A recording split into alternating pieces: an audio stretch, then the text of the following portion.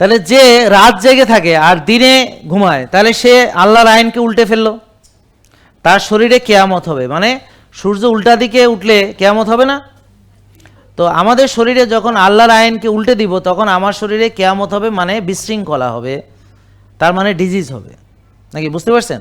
Discipline নষ্ট হলে disease হবে, এটা বোঝা গেল?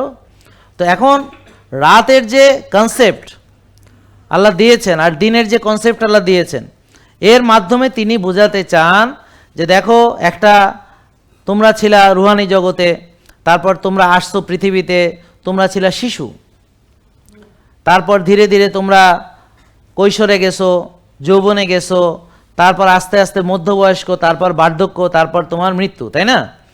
ঠিক একইভাবে দেখেন, পৃথিবীরও আমাদের পৃথিবীতে এসেছি, তারপর এক সময় আবার সব কিছু আল্লাহ ধ্বংস করবেন, আবার সৃষ্টি করবেন, আপনার মৃত্যু হবে, আবার পুনরুজ্জীবিত হবেন। খেয়াল করেন, এটা হচ্ছে ফিলোসফি।